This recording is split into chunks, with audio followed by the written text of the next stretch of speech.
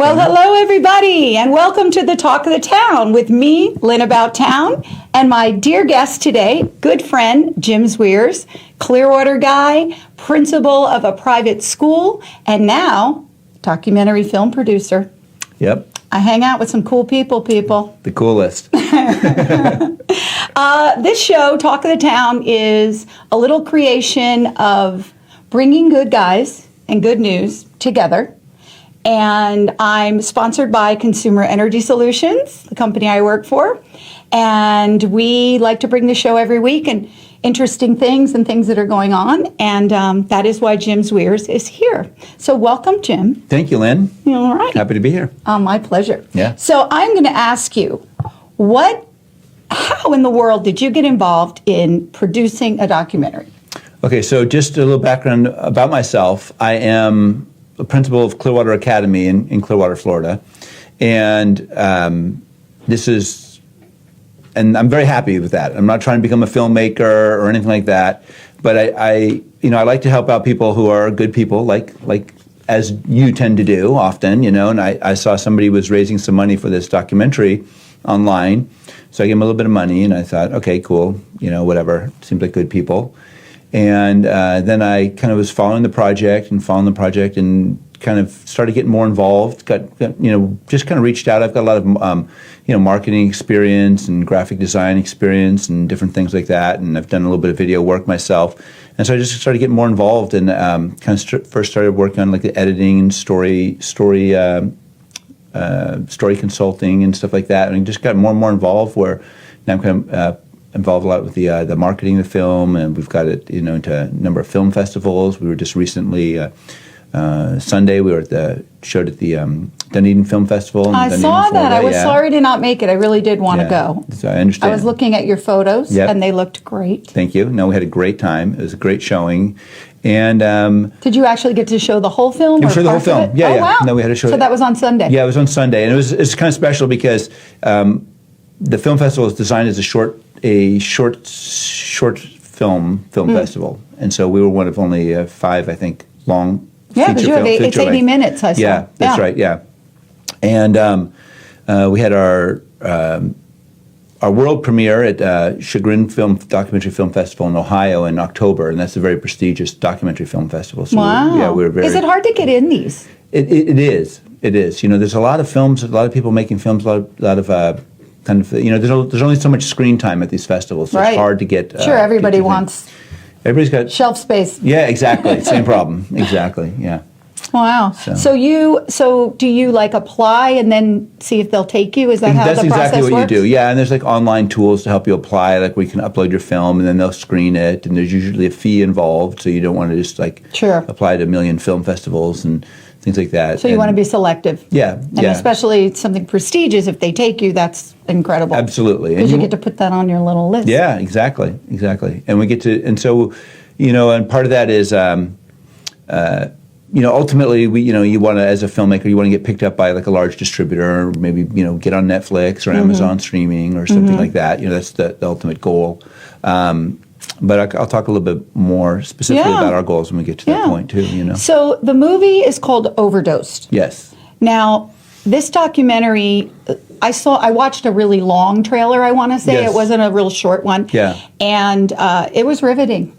Okay, that's good. What is the young lady's name, the one that carries the baby on her hip? Yeah, Brie McCulty. Brie McCulty. Yeah, she's the principal character in the film. Yes. I refer to these people as characters, but they're real people. Yeah, exactly. Yeah. And the film, going back a little bit earlier on the film, our director and really the creator of the film, Mary Sue Conley, she's she's an Irish filmmaker who spends about half of her time in New York. Okay. So she's worked in both continents, and her nephew died a couple years ago of a drug overdose of opioid. Was he very young? He was in high school. He was in college, and he's he's one of these kids who's just like a winner in life. Yeah. Good-looking kid, loved by all his friends, really successful, active kid, and suddenly out of the blue, he kind of dies of this drug overdose. So Mary Sue was like devastated by that. She was very close to him, and then she she went to West Virginia, where he was at, I think, Moorfield College, and she went there to find out what's going on. Like, why? How could this happen to this kid? It wasn't like Right. he wasn't your normal. Right. She's what not you- lying to herself as a mom. He No. really was a good kid. Exactly, exactly, right. Not something you'd predict. No, and she, what she got in, when she dug into the thing, she met people who were involved with the situation and got more deeper into the story, and that's what the documentary is about. Wow. Yeah. Wow. Well, Yeah. you're a hero because it's devastating the world. I mean, the United States, I saw something today. I printed it and I forgot it, so I'm not going to quote the exact numbers, but with regard to the chances, the odds of dying from opioids versus traffic fatality. Yes. I mean, it's the first time in history it's gotten that ridiculous because Yes. traffic fatalities is always number one, you know? Yeah, and it's interesting because it's a completely manufactured problem as opposed to traffic fatalities very largely it's an accident. That's right. Other than if you take out DUIs and reckless driving and stuff like that. DUIDs. Yeah, and so then, but this problem of opioid addiction is a created problem, Right. because it was like a lot of pharmaceutical companies that were pumping in a lot of painkillers into these different communities and getting people addicted, and then when that gets shut off, when they finally shut down the suppliers of these legal drugs, then people are so addicted they wind up turning to heroin and other things. Yeah, And- it's amazing because I actually do know about the prescription drug monitoring program. You say PDMP to people and they don't know what that is, but I happen to know. Mm-hmm. And so for the state of Florida, where we were losing 7 people a day, yeah. then they didn't just all of a sudden get cured. Yes. And they had to go somewhere. They can't Yes. doctor shop anymore. They're being monitored. They're being tracked. They have to go to pain management. Pain management watches them like a hawk. And then suddenly they're turning to Yeah. heroin. They're turning to pretty much anything. Right. So the part of the problem is these are very highly engineered drugs, right? And they're very effective on the brain chemistry that you're talking about, like in old days, aspirin or even like a morphine or something like that. This pretty serious. Some of those are pretty serious, but these things like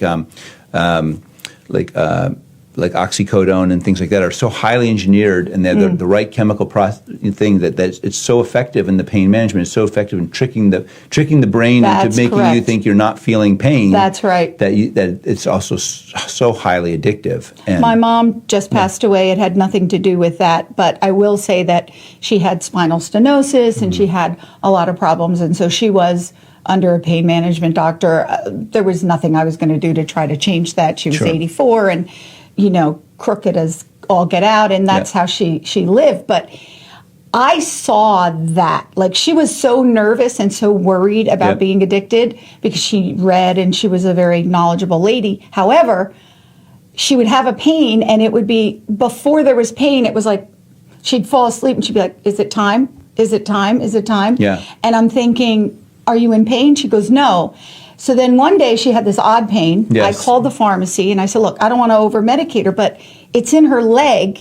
I've never seen her complain about that.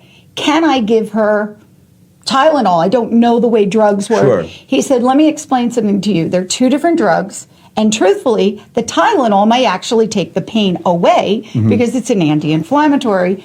I don't like those other drugs. I mean, it was the most easy explanation ever. Yep. And I thought, people don't know that. Right. So there has to be a whole education campaign. Yeah, and that part of the thing is, if you think about pain management in general, pain management or painkillers don't heal you. That's You right. are not becoming a healthier person. Like you are tricking the brain into believing that things are okay with your body when they're Correct. not. So you're essentially just masking a symptom, and that's fine. Like, because sometimes, after a serious accident or surgery, you need that so that your body can rest, so that you can then recover. That's and things like correct. this. However, what happens is a patient or a doctor will have an option between a lesser painkiller and a greater painkiller, and everybody wants the best pain management because Right. people are so afraid of feeling pain. It's true. It's like the fear of the pain is worse than the pain itself often. I know. I Which know. is probably why it was engineered that way, because they just wanted to trick the brain. No, it's marketing. If I say you're going to listen, here, I'll give you this pill so you will not feel pain. I mean, who doesn't, like, nobody wants to feel Right, pain, right? right. But then, but there are consequences to that. Like anything, there's no free lunch. No. There's like if you're not going to feel the pain, there's going to be some consequence to numbing that pain. Yeah, I had 4 babies with not a drug, and trust me, I felt plenty of pain. Yeah. But I also knew I didn't want any possibility of having that go to my child. So Yeah. I have watched people have babies. I've helped people have babies. I understand when they're at that level and they Yes. want the epidural. I never had the option. I had them at home, so Yeah, yeah. There you what go. I did. Okay. But Yeah. you see it. That hits Yeah. that ceiling, and you're like, I'm checking out. I don't want to feel this. No, so. it makes total sense. No. So was this one main? I don't want to give away stuff on the film because No, we of actually course. are having another screening, and I'm going to tell you guys about that. But Yep. was it one main company in that area of West Virginia? Yeah, the biggest culprit was McKesson Corporation. Okay. Now, McKesson is a drug distributor. They're not a drug manufacturer, but they distribute drugs. And what's interesting is, like, I'd never heard of this company So before. they send the reps to doctors. Exactly. Okay. They buy them from the factory and sell them to Right. pharmacies So the and pretty doctors. girl will come to the Absolutely. office and okay. Yep, that's their model. And anyway, McKesson, so like this is a company I'd never heard of before. Okay. They are the 5th largest company in America. No kidding. No kidding. Never Like, heard of them. I mean, talking about bigger than General Motors, bigger than Ford, bigger than Target. I mean, they are a massive corporation. And Oh, they must be thrilled this film was made. yeah. No, it's funny. I'll tell you something about You that. have to, Because- definitely. No, because we name names in this movie, and we it's very clear who the villains are. Yes. Okay. Now this is a national problem, but as filmmakers, we decided we wanted to focus on a very narrow community, a very specific small town in West Virginia. real, show people. Yeah, show real people, real stories, and as the film goes on, you zoom out and you see the larger problem. But so this McKesson company, which actually was fined $150 million for their involvement in this, but they were putting in like I don't know, like about 10 million pills in an area of 1 million people. Like they were pumping in like oxycodone and these other my painkillers, like massive amounts, and people were just getting prescribed, and it was making drug addicts out of normal citizens. Nobody, yeah. Just people on the street, and then became a thing. Like there was there's a doctor who we profile in the film who was writing tons and tons of scripts for painkillers. People come in, oh, I have a pain in my leg. Here, oxycodone. Here, methadone. Or morphine. Or. So how does that behoove him? They were prescribing like fentanyl, right? Which is like a hospice the end of drug. year- Yes, end of it's life care. drug. Yeah. Yeah. And just for a broken hip or patch, something. right? Yeah. Fentanyl patch. Yeah.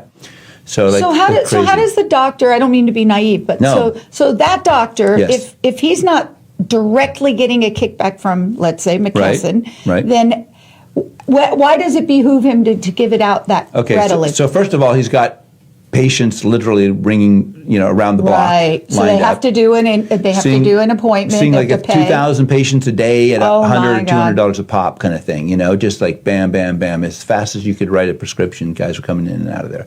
So that's one thing. So he got named in this. Yeah, he got named. He went to prison for it. Good. Yeah, and in fact, for the showing we have, we're going to have a showing in Clearwater in February. February 9th. February 9th. Yep, and we're going to have one of the girls who's in the film who is a former drug dealer and drug addict who is now getting people off drugs. She's going to come down and speak. Oh, from excellent! West Virginia. We're I flying can't her wait in. to meet her. Yeah, and I want to bring in the DEA agent who busted this doctor. Yeah. So that'll be fun because these guys have like amazing stories. So besides like showing the film, we want to have a bit of a discussion afterward and stuff. Excellent. We will definitely get a lot of people there. Yeah. We have a caller, I believe. Do we have a caller? No? Okay. I thought I saw the blinking light. Oh, there it is. We do have a caller. I'm clairvoyant. You are clairvoyant. You are some kind of psychic here. Okay, 6 numbers, 6 lottery numbers. Exactly. So I'm going to write those down. So I'm going to put my headphones on here, and we have a caller. And let's see. Hello. Hi, Lynn. Hi. I know this voice. Yes, this is Ed. Ed Appleton, my good friend from work. Hi, Ed. How are you today? Very well. Thanks for tuning in. Jim, say hi to Ed. Hi, I Ed. haven't seen you for an hour. He comes to my area and steals mints. This okay, well, this is his Yes, I do. MO. If you're going to have mints, Hi. they're going to get stolen. Hi, Jim. Jim, I did have a question for you. I did a little bit of research on this when Lynn had told me about it, and I read a bit about what was going on there and the doctor, and he was an addict himself. Oh, I didn't And I was reading up on it. And what my question is now that the documentary came out and Bree went back to try, how is the situation there at this time? Did it get any better, or is it still Yeah. the drug capital of the world?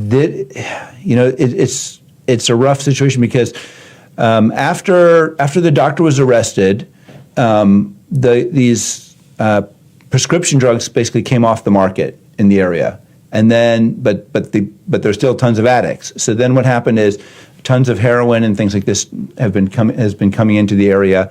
So basically, you've created a lot of addicts. You've taken away their initial supply of drugs, and it's just being replaced by other drugs because taking away the By street drugs, yeah. That's right, and some serious stuff like, heroin, but like heroin laced with fentanyl and even carfentanol. Carfentanol, yeah. All the designer stuff. Yep. So has the yeah. situation gotten any better at all, though, since Bree, she's trying to help people there, isn't she? Well, yes. I mean, yes. I will say on a very small basis, yeah. Like on the people, Okay. the people that can be affected by one, one or two people out there just spreading the Right. word. Well, yes. it sounds like as soon as the word gets spread, then more services, more help can come. It's kind of like calling Yes. the cavalry. It really is. So it's all about awareness, I would assume. And I totally tracked with what you're saying. Ed, that's why the arm of drug prevention is what we do at CES, why I'm so passionate about educating I know kids. you are, Lynn. Yeah, and because no matter what you do, like here's this documentary, we $150 million lawsuit, doctor closed down, went to jail, and that doesn't fix the problem because at the end of the day, the addicts now especially, are still there. But the new guys coming in have to be educated on what to keep out of their bodies and some alternative systems. Yep. Yeah. I mean, talking about drug They need use. you, Lynn. Aw, you're I sweet, know, right? Ed. No, but talking about I did not pay him for that. That's nice. It's good to have friends, though. It is. Well, thanks for calling, Ed. We're going to keep it going. Stay Okay. tuned. And you just won Thank 2 you. tickets to the screening. Oh, thank you. Thank you, Jim, for what you're doing. Oh, thank you, Ed. Thanks for calling. Awesome. So we can take these off now. All right, great. Okay. So did you remember what you were saying? I'm sorry. Yeah, I was just saying, and when you really trace it down, essentially what's happened here is through greed, addicts were created. Like Right. these were not people who are like born addicts. We're there's- looking for it. No, well, there's kind of a viewpoint that's going out there, like, oh, well, there's people who are like addictive personalities, or people prone to addiction due to genetic failing and stuff like that.